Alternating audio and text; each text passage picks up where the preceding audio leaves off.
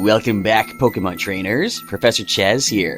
The lab coat's on back order. And it is Monday, October 3rd, which means it's time for another news update video thingy for the channel. First of all, what do you think of what I've done with the place? I'm getting into the spooky mode for Halloween season. It is currently the first week of October. Halloween is one of my favorite times of the year, so I'm getting in the spirit of things.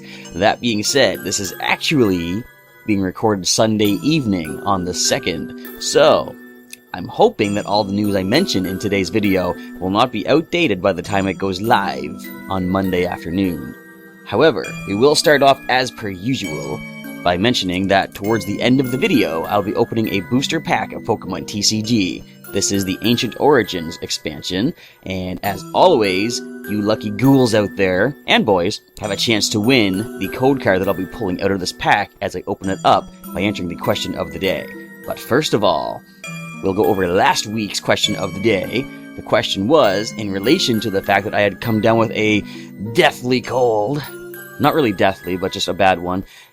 The question of the day was, what do you do to take care of yourself when you get sick? The winner of the code card from the Roaring Skies booster pack I opened up, a loyal viewer named Unknown Spike. And Unknown Spike says, when I get sick, I take care of myself with chicken soup, natural juice, medicine, and a good rest. I hope you'll get better soon and keep up the good work. And that I will do. I didn't want to read that in a creepy voice because I don't know if that was your intended, voice to go with that message. But now that we're done reading that, I can get back to the spookiness. But thanks for participating in the question of the day. Congratulations, Unknown Spike, for winning the Roaring Skies booster pack. Hopefully, you got a Full Art Shaman EX in the online game. Or if not, I hope you get some good cards. But anyway, again, for your chance to win the code card from Ancient Origins that I'll open up later on, stay tuned for that question of the day. But there is some news to get through first in the world of Pokemon. And I kind of don't want to keep up that voice anymore. If I get back to regular and go to the news. So let's do that. So, it is October, of course, and the Pokemon 20 celebration is continuing for the 20th year, of course. For the month of October, the celebrated Pokemon, the mythical Pokemon being distributed is Keldeo. The legendary, I guess mythical, there's two different terms now, but the mythical Pokemon first revealed in the Unova region in black and white. And right now, first of all, I will mention from October 1st until the 24th for your Nintendo Pokemon game of Omega, Ruby, Alpha Sapphire, or X and Y, generally whatever Gen 6 game you have, you can get your own copy of Keldeo through the Mystery Gift. If you connect to the Mystery Gift, go through the internet, and you'll get a download through the Nintendo Network and get yourself a copy of Keldeo. And we're going to take a look at mine right now. I did download mine in advance. As you can see here, it comes in at level 100. It's holding a PP Max, which is very nice. You can boost up the PP of whatever move you want. For the moveset, it's got Aqua Jet, Leer, Double Kick, and Bubblebeam. And my particular Keldeo here is a Mild Nature, which, if we take a look at the other data screen, is a boost to Special Attack, which is nice. It's already 311, and it drops the defense. So, not really the best, but it's not the worst, I suppose. And it has the Justified ability, so it boosts the attack stat when it's hit by a Dark-type move. Now, it's in its ordinary form, but you can get it in the Resolved form, I think, or Resolute form. One second here. Resolute form. If you teach it the special move Secret Sword, it'll become its Resolute form. To get Secret Sword, you can take it to a move tutor in either Snowbelle City in X and Y, or Mauville City in Omega Ruby and Alpha Sapphire. Somebody there can teach Secret Sword to your Keldeo and get it in the Resolute form, which is pretty cool. And what else is there? Well, there is, of course, the Pokemon TCG Mythical Pokemon Collection that you can get with Keldeo. I don't have it yet. It's not out here just yet, but it should be coming in this coming week. I'm just going to move Mr. Skullface out of the way for a moment, and we'll take a look at the Victini one, which I got really late into the game, but I do have my copy of Victini. I'm holding on to the Mythical Pokemon collections for when we hit a 100 mark on the channel for subscribers. So, for example, when we hit 900, I'll be opening whichever Mythical Pokemon collection that I have currently and giving the code card out to a lucky viewer for that week's question of the day. As you can see here, this is just an example of what you get for the Mythical collection. You'll get a special, if you can even see it with the lighting, a special foil promo card of the legendary or mythical Pokemon in question. You get a special collector's pin. There is a code card inside the box to unlock this on the online game, and you get 2 Generations booster packs in each box as well. The online code gets you the packs, the foil card, and card sleeves, and a deck box of the mythical Pokemon in question. So, as I say, once we hit 900 subscribers to the channel, If this is still the collection that I have, I'll be opening this and giving the code out. But if I got Keldeo by the time we hit 900, which is probably the more likely thing going to happen, I'll be opening the Keldeo in an online, or not online, but an unboxing video on the channel, and giving that online code card out to a viewer that answers that question of the day. So I'll put this back here for the time being. Put Mr. Skullhead back, one of my nice Halloween Halloween directions. I was doing that in the creepy voice. I already messed it up. Halloween decoration, I meant to say. But if you want to get yourself a copy of the Pokemon TCG Mythical Pokemon collection of Keldeo, it's available starting October 3rd at wherever you get your Pokemon TCG products at. I'll be picking one of those up myself from the Pokemon League at Heroes Beacon, where I professor at. And you can also, for now, starting on October 1st, check out the Pokemon the movie, Kyurem vs. the Sword of Justice, where Keldeo is featured, of course. It's on Pokemon.com or the Pokemon TV mobile app. You can also purchase it, I believe, from, is it Google Play, iTunes? I'm not sure exactly where else you can purchase it at, but you can view it through the mobile app or just Pokemon.com itself. And as soon as I'm done recording this, I always said this, I want to start watching the Pokemon anime. I think I will watch the movie, because it's available now, and I want to know more about Keldeo. I realize I don't know a lot about Keldeo.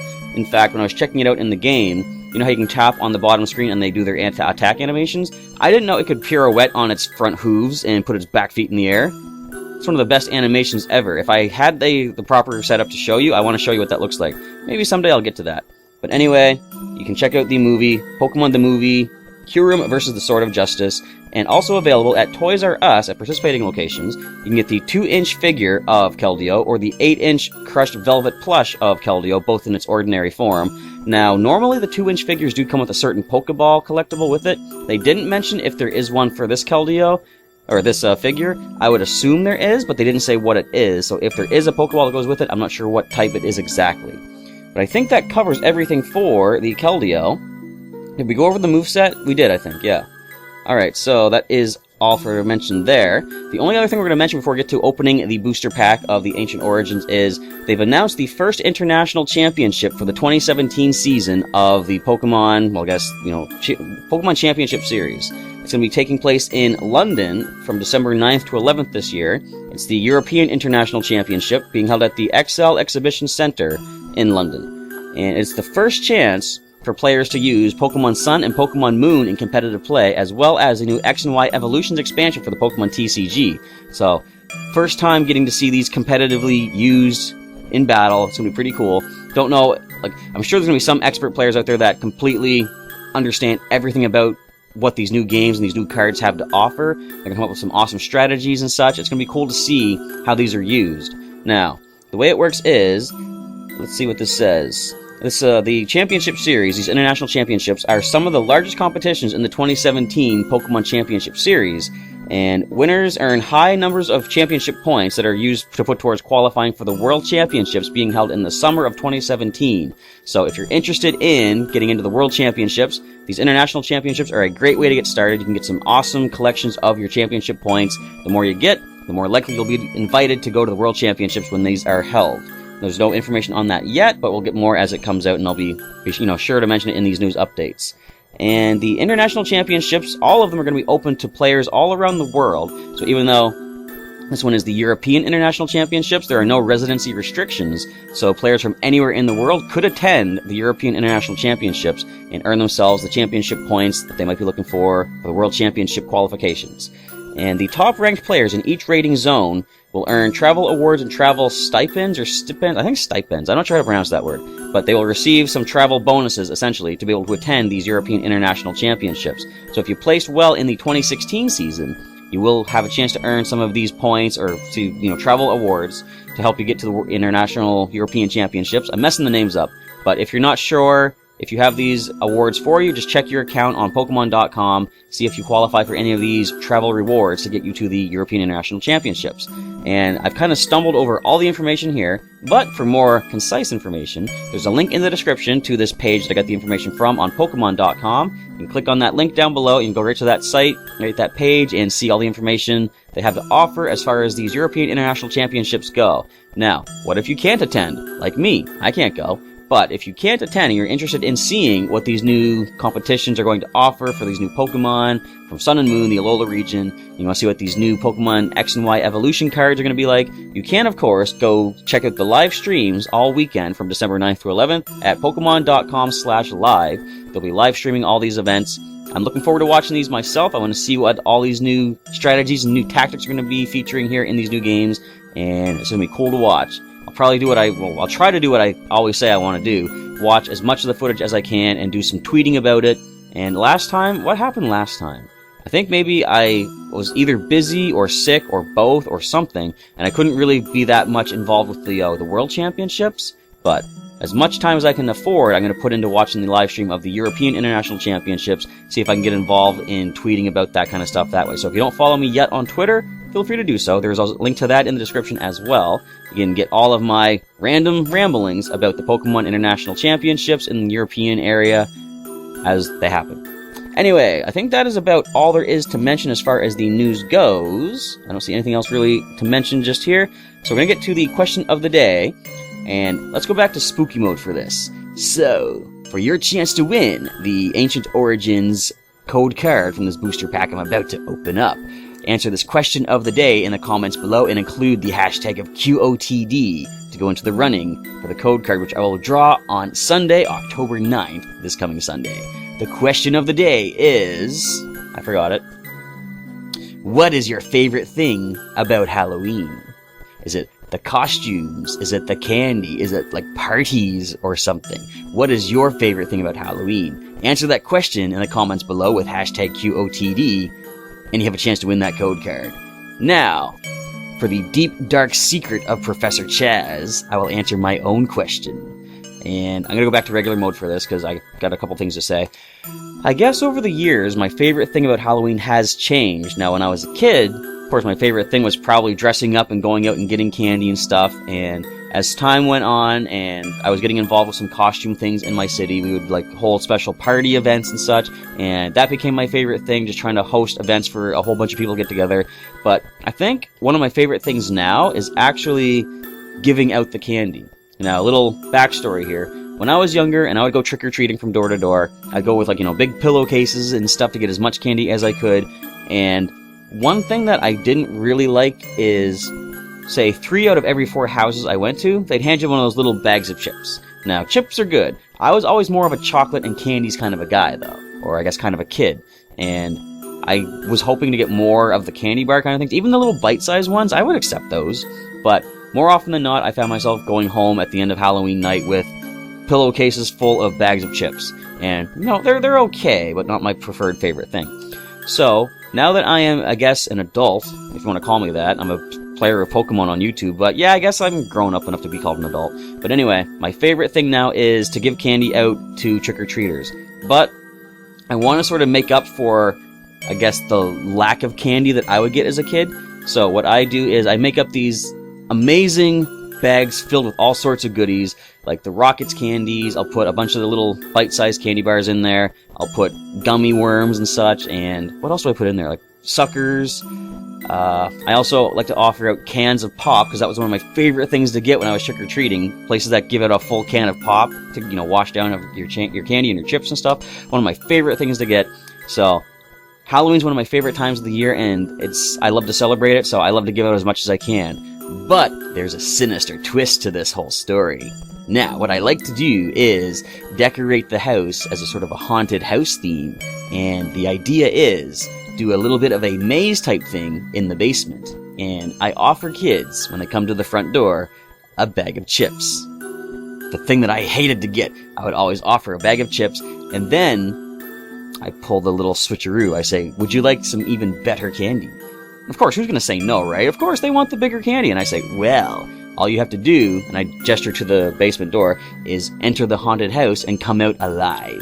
Now, of course, there's nothing really dangerous in there. It's just a bunch of spooks and scares and all that. But if you can make it through the entire haunted house maze, and it's not like just a maze, it's like a path that you follow. But if you can make it all the way through, when you come back out, I hand you this bag full of this extra candy and cans of pop and all that stuff. So it's like, I like doing that because, Halloween is all about overcoming fears, and I think I've heard that's why initially people would wear masks, was to scare away the actual monsters. So it's all about overcoming fears, and you'd be surprised how many people are too scared to do this. Like, you know, it makes sense going into like a stranger's house when you don't know what's going on. It can be a dangerous thing, and I certainly wouldn't recommend it unless you're with people that you can trust, that you're safe with and all that. But like, I remember we had some people sometimes where they would, like a family came up one time, a mother, father, and their son, and I told them, if you go through and you come out alive, you get your candy. And the son was a little too scared to do it. The mother said, we don't have to do it. The father stepped up all big and tough. He's like, I'll get your candy for you. So he goes walking in, and he's looking around at all the decorations. He's being very careful. And he had his back turned to a certain section where someone dressed as a vampire came out and reached for him. And as soon as he turned around and saw that person right there with their hand out, he freaked out. He was like, I'm out of here. And he left. So that was awesome. But then the mother and the son, they made it through the entire haunted house and got the candy. So congratulations to that father. He was a stand-up man that night. But that's the fun of it. Like, you know, people being too scared to do it. And I'm not the kind of person that's like, if you can't make it through, you're not getting your candy. No, it's all for the fun, right? So I'll just hand the bag of candy regardless. But anyway, that's one of my favorite things to do, a haunted house and give it a lot of good candy. So I've kind of rambled on enough about that. But again, feel free to leave your answer down below in the comments. Use hashtag QOTD. What is your favorite thing about Halloween? And you've got yourself a chance to win the code card from Ancient Origins, which I'm going to pull out in just a moment when I do the drawing on October 9th. So let's see what cards I get from the booster pack.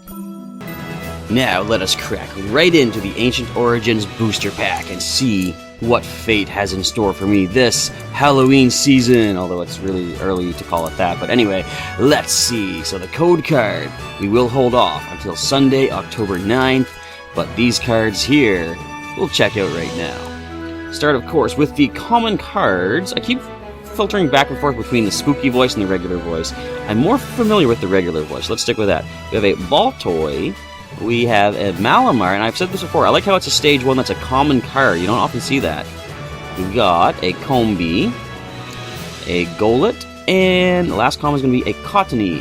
For the uncommons, we have a Kirlia, Energy Recycler. Shuffle 5 basic energy cards from the discard pile back into the deck. We've got a Whimsicott to go with that Cottony. I really like the attack Windy Mischief. Move all damage counters from one of your benched Pokemon to your opponent's active Pokemon. If you have a benched Wailord EX with 240 damage on it, man, you're doing 240 damage to the opposing Pokemon. Not too bad. Reverse foil card, an Ace Trainer. I like to use this in my Marowak break deck. You can play this card only if you have more prizes left than your opponent. Each player shuffles his or her hand into the deck, and then you draw 6 cards, your opponent draws 3. That's very handy, and the rare card of the pack is going to be... Whoa! We got the full art. Is it full art? Yes, it is. Mega Rayquaza EX, Emerald Break. Of course, we all know that attack. 30 times. This attack does 30 damage times the number of your bench Pokemon. With the Skyfield in play, you can have 8 bench Pokemon. 200 and... is that 40? Yeah, 240 damage with Mega Rayquaza EX. That is an awesome card to get. Perfect way to start the Halloween season, although it's nothing really scary about Mega Rayquaza. Just scary, awesome, I guess. Let's set you back there by the Pikachu EX box. So that is what I got out of the pack myself. Once again, for your chance to win the code card with possibly just as good luck in the online game, chance to win that card, or the code card, just answer the question of the day with hashtag QOTD in your comment, and the drawing is on October 9th, this coming Sunday. Question is, what is your favorite thing about Halloween? So again, just leave your answer down below, and I'll figure out somebody, I'll randomly draw a name to win this code on Sunday, October 9th. With all that out of the way, I want to say thank you, everybody, for checking out the news update video thingy for the week. And come on back later on today for the first episode of Pokemon Sapphire for the week, as we take on one of our scariest challenges yet, the battle against Gym Leader Watson, even though he's an electric-type trainer, and we've got a Marshtomp on the team with pretty decent Mudshot attack, but it's going to be scary, I guarantee it.